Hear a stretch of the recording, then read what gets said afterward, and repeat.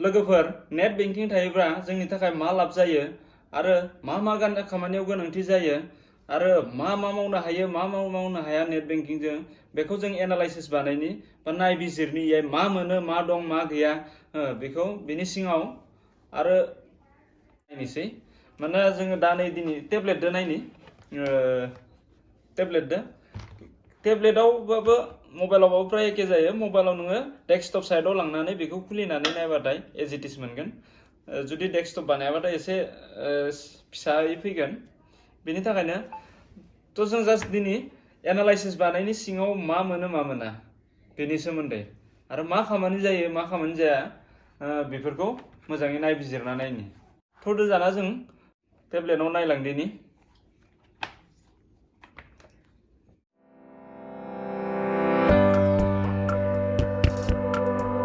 लोगोफोर नेट बेंकिंनि सिङाव मा थायो आरो सिङाव मा बानायनो हायो मा बानायनो हाया माखै थांबा मा मोनो माखै थांबा मा मोना गासैखौबो आं बेखौ नोंसोरनो खोन्थानानै सावरायनो नागिरदों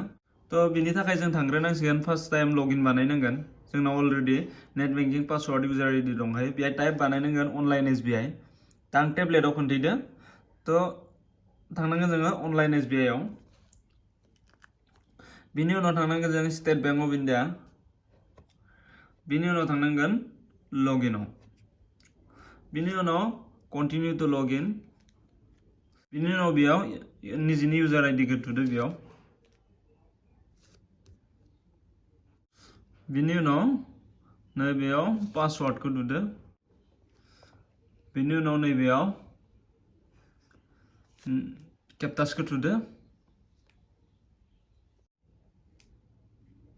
बिनि उनाव लगइनआव थुदो बिनि उनाव OTP फैगोन मबाइलाव दाना नैबे OTPखौ थुना होदो बिनि उनाव साबमिटआव क्लिक बानायदो दाना नैबायदि पेज ओंखारगोन सेम एज इट इज लेपटपफोर बायदि दाना जों बेयाव नैयाव मा मोनो एकाउन्ट एन्ड सामारियाव मा मोनगोन जोङो जुदि लन दंबाथाय लनखौ खोन्थिगोन मा ब्रान्च मा एकाउन्ट सेभिं एकाउन्ट दा मा एकाउन्ट इखौ फारसेनिफ्राय बेयाव खोन्थिगोन आरो जों इहाय 10 डेजनि जों मा बानायनो हायो 10 डेजनि मिनि स्टेटमेन्ट 10 टाइमनि मिनि स्टेटमेन्ट जों नायनो हायो नै बिदि बेखौनो आरो दाना जों मा खालामनोसै आरो जुदि आरो नायनोबा बेयावनो नायनोबाथाय जों बेयावनो थुफिननांगोन बेयावनो थुफिनबाथाय जानो खोन्थिगोन नलेबा दाना इहायबो जोङो प्रफाइल नायनो हायो एकाउन्ट स्टेटमेन्ट बरननो हायो नै एकाउन्ट स्टेटमेन्ट या जुदि नोंनो पासबुक लानानै नोङो जुदि पासबुक लानानै बेंकआव लाइन पातिनानै मिनि स्टेटमेन्ट बरनस्लायस्लाय नों बेयाव थांनानैबो मिनि स्टेट बरननो हायो नै बेयाव थांदो नोङो बेयाव नैबे होदो नोङो स्टार्ट डेटआ नों माब्लानिफ्राय लागोन हमना ला आङो 2 मास आगोलनिफ्राय आङो धर 1 तारिखनिफ्राय थांनाय मासनि 1 तारिखनिफ्राय आं लानोसै होमबाना जोङो थांनाय मासनिखौ थुनांसिगोन हमना ला थांनाय मासनि हक मामा हक बिदि बिनि उनाव जों बेयाव 2022 लेटेस्ट भिडिअ बानायनाय हिसाबै दाना नैबेयाव जोङो इन डेट जों माब्ला दिनैसिम जुदि दिनैसिमनि नांगौबाथाय डाइरेक्ट दिनैनि तारिखआव होदो बेबायदि बिनि उनाव जोङो मा बानायनो हायो PDF नायनो हायो डाउनलड बानायनो नैयाय दङ ओरैनो जास्ट भिउ बानायनो नायनोल'बा भिउआव बेनि उनाव बाकिया डाउनलड बानायनो हागोन आपल'डेड डिजिलकाराव आपल'ड बानायनो हागोन बे सिस्टेम दङ जोङो PDF डाउनलड बानायनानै नायनोसै ग'आव थांदो ओमफ्राय उनाव नैबायदि PDF डाउनलड जागोन बेबायदि स्टेटमेन्ट बेखौ प्रिन्ट आउट बानायना होबानो जाबाय जेराव होनो गोसो बेयो जाहैबाय गासै डिटेल्सआ ओंखारजोबगोन नों माब्ला हाबनाय माब्ला ओंखारनाय बेबायदि बेयो जाहैबाय जोंनि बेनि उनाव बेकआव थांफिनदो दाना नै जों दाना मिनि स्टेटमेन्ट माबोरै बर'नो अनलाइनाव बेखौ नुबाय बिनि उनाव जों थांदो आरो जों बेलेगखौ नायनोसै दाना आरो जोङो दाना बेयावनो थांफिनोबा बे एकाउन्ट सामारियावनो थांफिनदो एकाउन्ट सामारियाव थांफिनबा आरो मोननैसो दंबावो प्रफाइल जों दाना प्रफाइलखौ नायनो हायो निजिनि प्रफाइलाव मा दङ नैबेयाव दं प्रफाइलाव थांबाथाय जोङो जोंनि प्रफाइलखौ नुगोन मा दं मा गैया मा जादों मा जायाखै बिनि उनाव चेन्ज पासवार्ड जों पासवार्डखौ सोलायनो हागोन नैबेयाव बिनि उनाव इयो नै इखौथ' आं हमनो हाजासै बेनिफिसारि एक्टिभेशन बाय ब्रान्चआव थांनानै बेनिफिसारि एक्टिभेशन बानायनाय बियो ओमफ्राय एड मेनेज बेनिफिसारि बेयाव आं जायनोबा सोरनोबा जुदि फैसा एकाउन्टआव ट्रेन्सफार बानायनो थाखाय बार बानायो होमबाना बेफोराव एड बानायना ला बा बुरजा एमाउन्ट जुदि हरनो गोसोबाथाय नैया बेनिफिसारि एड बानायना लागोन पान कार्ड रेजिस्टार बेहाय थांनानै जोङो पान कार्डआ रेजिस्ट्रेसन गैयाबाथाय नैया रेजिस्ट्रेसन बानायनो हायो पान कार्डखौ इनि उनाव इउपिआइ सेटिं बानायनो हायो डिजिबल माने बेयो इउपिआइ दो ट्रेन्सफार बानायनो हानाय सेटिं बानायना लानो हायो सेट एकाउन्ट निकनेम नोङो नोंनि एकाउन्टनि निकनेम माने नोंनि गामियारि नाम मायाबा मोनसे नाम गोसोआव थानाय बा सेटिं बानायनो हायो मेनेज आइपिअ एप्लिकेन्ट बेखौ मिथिया हाई सिकिउरिटि अपसन बेहाय नोङो हाई सिकिउरिटि अपसन बेहाय नोङो पासवार्ड माने सिकिउरिटि आरो टाइट बानायनो हायो बिनि उनाव बेथ' गोनांथि गैया सेट SMS एलार्ट लेंगुवेज नोङो इहाय लेंगुवेज माने SMS-आ नों मा लेंगुवेजाव फैयोनो नों आसामिसाव नांगौ ना हिन्दीयाव नांगौ ना धर इंलिसाव नांगौ जुदि जोंनाव दा मेसेज फैसा बरननाय होरिनायनि मेसेज फैयोना बियो नैया बे सेटिं बानायनो हायो नों हिन्दीनिबो बानायना लानो हागोन इंलिसनिबो बानायना लागोन थिग बेबायदि active OTP security OTP OTP फैनो थाखाय जोङो एक्टिभ बानायनो हागोन मेसेजाव बेबायदि नेट बेंकिं थायोबा बिनि थाखायनो नेट बेंकिंआ मोजां जों प्रफाइलाव थाङोबाथाय आरो नायफिनदो प्रफाइलाव मा मोनो सिङाव एसे हाबबावना नायनोसै नै प्रफाइलाव थांबाथाय जों प्रफाइल पासवार्डखौ थुनांगोन आं अलरेडि प्रफाइल पासवार्ड सेटिं बानायना लादो बिनि थाखाय आङो प्रफाइल पासवार्डआव थांनांगोन नोंनि प्रफाइल पासवार्डखौ बेहाय पासवार्डखौ साबमिट बानायदो नैबेयाव साबमिटआव थांनानै साबमिट बानायदो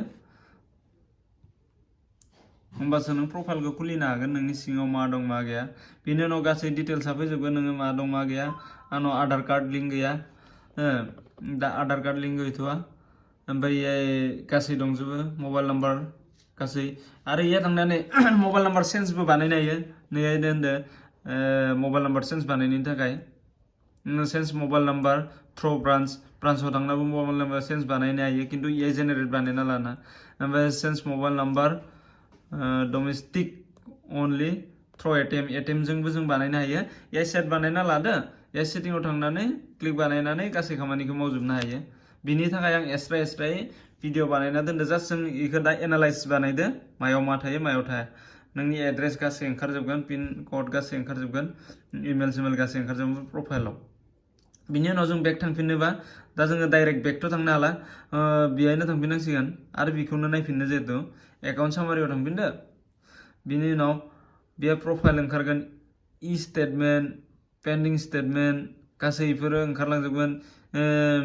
नो योर सिभिल स्कर नों सिभिल स्कर नायनो हागोन इहाय खिन्थु सिभिल स्कर नायनो थांबा जोङो सिभिल स्कर नायनो थांबाथाय बेयाव जोङो सिभिलाव थांनानै नायनो हायो खिन्थु इहाय पेमेन्ट लायो जेब्ला सिभिल स्कराव जों नायनो थाङो नै सार्च एन्ड 440 विल बी लेभेल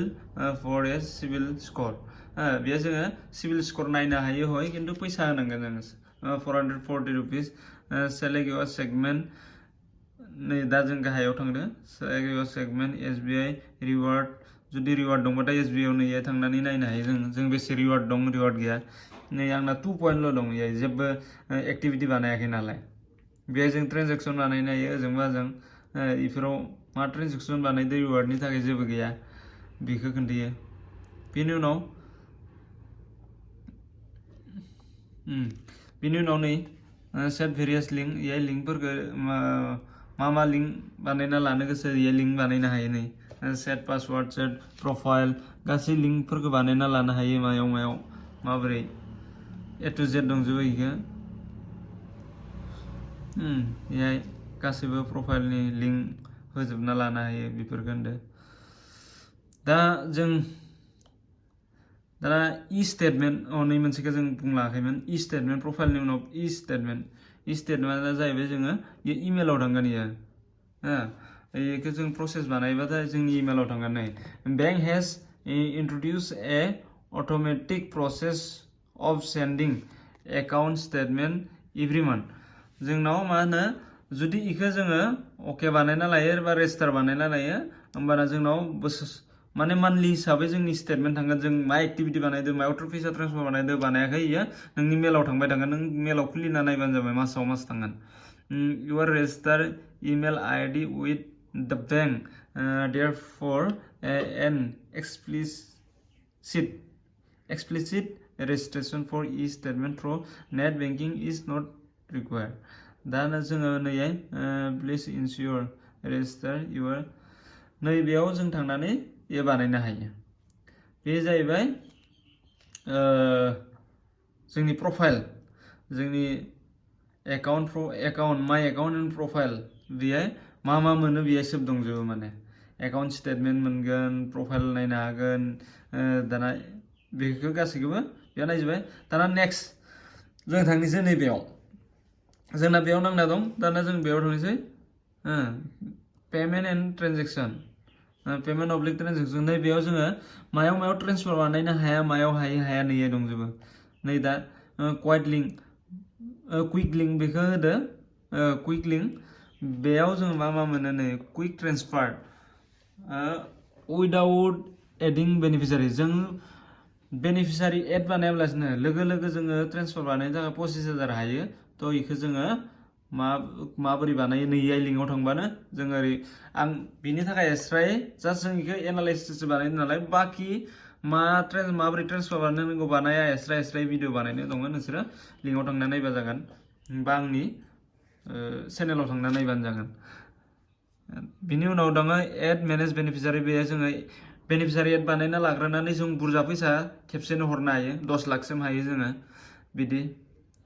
बिनि उनाव within SBI आवनो फान्ड ट्रेन्सफार उन SBI एकाउन्ट निजिनि एकाउन्टआव मा होनो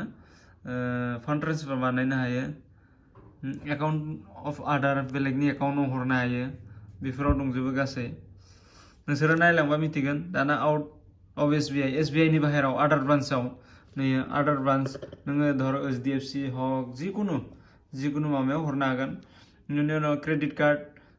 कार्ड बिल पेमेन्ट बानायनो हागोन IMPI फान्ड ट्रेन्सफार बेफोरखौ माने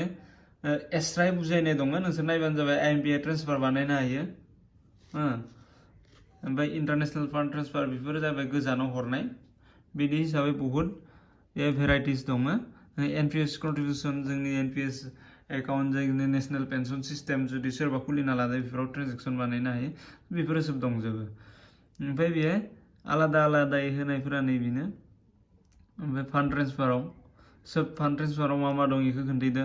ओमफ्राय ट्रेन्सफार बानायनायनि प्रसेसफोरखौ मोनजोब्बाय आदार रिकुवेस्ट बासो इयो ट्रेन्सफारनिल' इन्टारनेसनेल फान्ड ट्रेन्सफार गासै दंजोबो इयाय लिंकआव थांबानो जाबाय गासै लिंकखौ होखाजोबना दोनो दाना बिल पेमेन्ट दाना जोङो जुदि अनलाइनै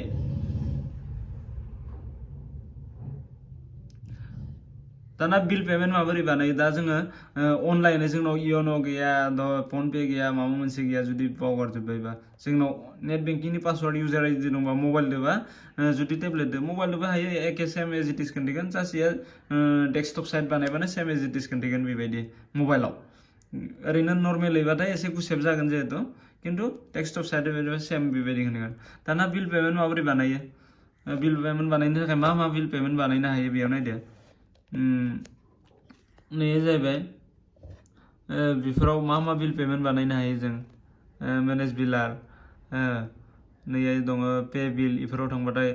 टप आप या रिसार्ज मोनगोन ओमफ्राय नैया जाहैबाय इन्सुरेन्सनि बिल पेमेन्ट बानायनो हागोन मिउचुवेल फान्ड बा SBI मिउचुवेल फान्डनि बिल पेमेन्ट बानायनो हागोन SBI जेनेरेल प्रिमियाम दा SBI प्रिमियाम जे लाइफ इन्सुरेन्स माबा बेफोरनि सब पेमेन्ट बानायनांगोन इयाय जि खोन्थिगोन बेहायबो बेखौनो खोन्थिगोन इयाय आदार्स बिल जिकुनु नोङो इलेक्ट्रिक फारसेनिफ्राय इयायनो सब बिल होजोबनो हायो जोङो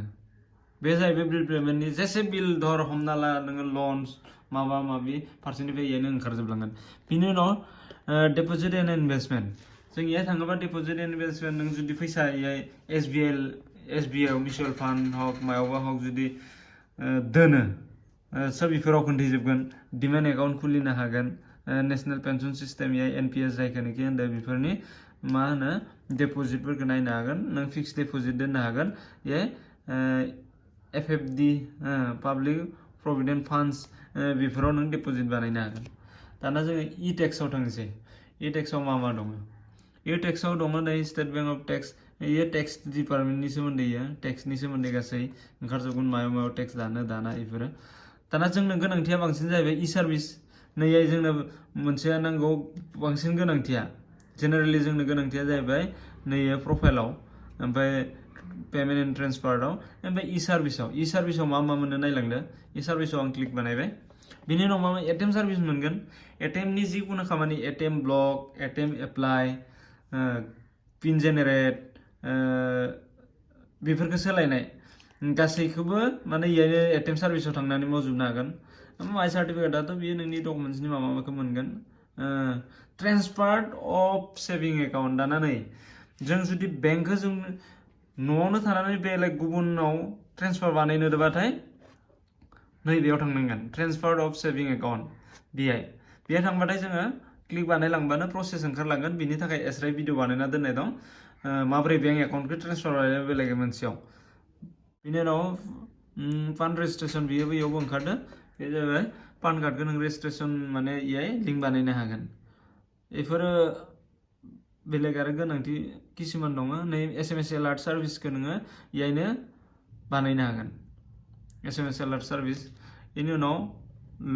लन एप्लाइ बानायनो हागोन बेनि उनाव इ कार्ड बेफोरो जाहैबाय माने क्रेडिट कार्ड स्टाइलि इ कार्डआ दा ओमफ्राय दाना नैयो एप्लाइ एसबिआइ क्रेडिट कार्ड बे एसबिआइ क्रेडिट कार्ड एप्लाइ बानायनो हागोन निजि न'आव थानानै स्पेसियेल सिकिउरिटिसो बिनि मोनसे पार्ट आंनि सब भिडिअ बानायना दोननाय दं बेफोरखौ नायलांदो नैया जाबाय डिजिलकारावबो नोङो सेटिं बानायना दोननो हायो डिजिलकारनि थाखाय एक्सट्रायै आङो भिडिअ बानायना दोननाय दं बेखौ नायलांनो हागोन बेनि उनाव बेयाव जुदि एटिएमाव नै आं ससे खुलिना नायबावनोसै नैखौनो खोन्थाना नायनोसै एटिएम सिङाव मा दङ नै फारसेनिफ्राय ओंखारगोन एटिएम ब्लक खालामनो जों जुदि एटिएमा गोमाबायबा ब्लक बानायनो हागोन ओमफ्राय ATM card limit channel use sense माने इयो नोङो एटिएम माव नोङो उइड्रल फैसा बारायनो खमायनो बानायनो हागोन कन्ट्रल बानायनो हागोन नोङो बिनि उनाव नैबेयाव होनदो एटिएम पिन जेनेरेट बेहाय थांनानै जोङो एटिएम पिन जेनेरेट बानायनो हागोन अलरेडि बानायखानाय दं भिडिअ एक्सट्रायै बेखौ जास्ट जों एनालाइसिस बानायनाय ओमफ्राय निउ एटिएम कार्ड एक्टिभेसन जों एटिएम कार्ड जुदि गोदानै एक्टिभेसन माबोरै बानायनांगौ बेहाय थांना बानायनो हागोन ओमफ्राय बिनि उनाव रिक्वेस्ट ट्रेक डेबिट कार्ड नों बेखौ डेबिट कार्ड एप्लाइ बानायनायफोरखौ ट्रेकिं बानायनो हागोन ओमफ्राय दानानै भिउ लिंक एटिएम कार्डनि लिंक होनाय दं इयो बे जाहैबाय एटिएम कार्ड मा बानायनो हायो बेयाव दंजोबो दाना जोङो पान कार्ड रेजिस्ट्रेसनखौनो नायनोसै खेबसे माबोरै रेजिस्ट्रेसन बानायो पान कार्डखौ नैबायदि लिंक ओंखारगोन नों प्रफाइल पासवर्डखौ थुनांगोन बेनि उनाव गासै प्रसेसा ओंखारलांगोन बिनि थाखाय एक्सट्रा भिडिअ बानायनाय दं जास्ट नायलांबानो जाबाय जास्ट एनालाइसिस बानायदो जे इयो मा थायो मा गैया दाना बेयाव थांनोसै जोङो रिक्वेस्ट एन्ड इनकुवेरि नैबे रिक्वेस्ट एन्ड इनकुवेरियाव मा मोनो मा मोना दा रिक्वेस्ट एन्ड इनकुवेरियाव मोनो स्टेन्डिं इन्सट्राक्सन बेहाय इन्सट्राक्सन मोनो गाइडलाइन मोनगोन ओमफ्राय स्टेटास इनकुवेरि नोङो मायाबा मोनसे जुदि इनकुवेरि बा एप्लाइ बानायदो बेखौ स्टेटास नायनो हागोन इहाय ओमफ्राय इस्यु डिमान्ड ड्राफ्ट बेफोरखौ नै SS level upgrade downgrade SS level बियो गोनांथि जोंनो जुदि लेभेल आपग्रेड बानायनो थाखाय माब्लाबा जुदि प्रसेस बानायनायाव बा फैसा ट्रेन्सफार बानायनायाव जुदि खोन्थायो बेहाय फैनानै नोङो लेभेल आपग्रेड बानायनांगोन बेखौ इहाय मा खोन्थागोन नोङो फुल ट्रेन्जेक्सन ना हाफ ट्रेन्जेक्सन बेखौ इहाय लेभेल खोन्थागोन फुल ट्रेन्जेक्सन बानायनानै आरो जोङो आपग्रेड बानायफिननांगोन बिदि जायो इहाय सुइप क्रेडिट बिनि उनाव ट्रेन्जेक्सन लिमिट चेन्ज बानायनो हायो इहाय नोङो ट्रेन्सफार बेसेसिम बानायनो गोसो नों सेटिं बानायना दोननो हायो बुक नैयो मोनसे चेक बुक सार्भिसाव जोङो थांनानै चेक एप्लाइ बानायनो हायो नैयो बेयाव चेक बुक रिक्वेस्ट बानायनो हायो चेक स्टप बानायनो हायो पसिबल पे सिस्टेम बेयो माने मेन गोनांथिया जाहैबाय जोङो माब्लाबा सेक जोब्बायबा सेकखौ इयाव एप्लाइ थांना एप्लाइ बानायनो हायो ओमफ्राय जुदि मायाबा सेकआ पार्टआ गोमादोंबा जों इयाव थांनानै ब्लक बानायनो हायो डाइरेक्ट जोङो इयाव थांनानै गासै सेक एप्लाइ बानायनो हायो नै एकाउन्ट डिटेल फैजोबगोन इयाव गासै इनपुट बानायबानो जाबाय नोङो बिनि थाखाय एक्सट्रायै भिडिअ बानायनाय दं उनाव आंनि चेनेलाव सेक बानायना सार्च बानायना नायबानो मोनगोन बर'निनो होनाय दङ दाना इयावनो सेकआवनो आरो खेबसे थांबावनोसै स्टप बानायनाया नै इयावबो प्रसेसा इयावनो नों निजिनि सेक नाम्बार नांगोन ओमफ्राय माबा नांगोन मा सेकखौ बन्द बानायनो बेहाय गासै दंजोबो बेखौ बानायनो हागोन नोङो आरो गासै सेकखौनो नोङो ब्लकबो बानायनो हागोन नङाबा आरो मा पार्टिकुलारलि मोनसे सेकखौबो इया नाम्बार होनानै सेक नाम्बार गोसोआव लाखिनाया गोनांथिथार बेनि थाखायनो बेहाय थांनानै जोङो सेक बन्द बानायनो हागोन थ' बेफोरनो जाहैबाय जोंनि सिङाव थानाय गासै बेंकआव खामानि मावनो गोनां खामानिखौ जों इयावनो मावजोबनो हायो न'आव थानानै ए टु जेड खामानिखौ जोङो बेंकआव थाङालासिनो बेयाव मावजोबनो हायो जास्ट 10% खामानिखौ जोङो बेंकआव थांनानै मावनांगौ जायो दा जुदि बेंकआव नोङो स्टेटमेन्ट बरननो थाङाब्लासिनो इयावनो हायो ट्रेन्सफार बानायनो हायो मबाइल रिचार्ज ए टु जेड बिल जिकुनु बानायनो हायो एटिएम एप्लाइ सेक एप्लाइ थाबाव खोमा जेबोथ' गैला गासै फारसेनिफ्राय जुदि एकाउन्टखौ बेलेगाव ट्रेन्सफार बानायनो थांनो गोनांथि गैया दा मोननैसो खामानिनि थाखाय थांनांगौ जायो मिनिमाम खामानिनि थाखाय थांनांगौ जायो थ' इनि थाखायनो जोङो नेट बेंकिं खुलिना लानाया गोनांथार जों बेंकखौ निजिनो कन्ट्रल बानायनो हायो बिदि हिसाबै थ' लोगोफोर बेनोसै एनालाइसिस बानायनाया बेंकनि सोमोन्दै जुदि माबाफोर डाउट थायो होमबाना आंनाव सोंजागोन आरो बियाव माबाफोर जुदि एटिएम एप्लाइ बा माबोरै बानायनांगौ बिनि थाखाय एक्सट्रायै भिडिअ बानायनाय दं बेखौ नोंसोरो लिंकआव थांनानै बा डाइरेक्ट चेनेलाव थांनानै सार्च बानायबानो नुनो मोनगोन ओमफ्राय इयाव क्लिक बानायना माने डिटेल्सै नायनो हागोन जास्ट पार्टिकुलारलि मोनसे खामानिनि थाखाय मोनसे भिडिअ बानायनाय दङ थ' लोगोफोर बेनोसै एनालाइसिस बानायनाया टेब्लेटआव थ' जों दाना बेखौ लग आउट बानायनोसै बिनि थाखायनो इयाव थांनांगोन डिभाइसआव माब्लाबाबो डाइरेक्ट बेक बानायना दोननाङा हानायमानि लग आउट बानायना दोननांगौ माने सिकिउरिटि थायो जोङो डिभाइसनिफ्राय आउट जायो नलेबा डिभाइसआवनो थागोन माइनास जागोन बेक जागोन हय खिन्थु डिभाइसआव नांना थानाय बायदि जायो बिनि थाखायनो जोङो लग आउटआव थांदो लग आउटआव थांनानै बेहाय सोंदो नोङो नायनानै बा बाहायनानै बोरै मोनखो जास्ट नोङो रेटिंखौ चुज बानायदो आंथ' मोजां मोनदो नायनानै थ' साबमिट बानायबाय दाना लोगोफोर भिडिअखौ नायनानै जुदि मोजां मोनदोंब्ला लाइक साबस्क्राइब आरो शेयार खालाम लोगोसे खनायाव थानाय बेल नटिफिकेसनखौबो दबायना हो जेब्ला आङो गोदान भिडिअ आपलोड बानायो होमब्लाना नटिफिकेसन नोंसोर मोननो हायो बाय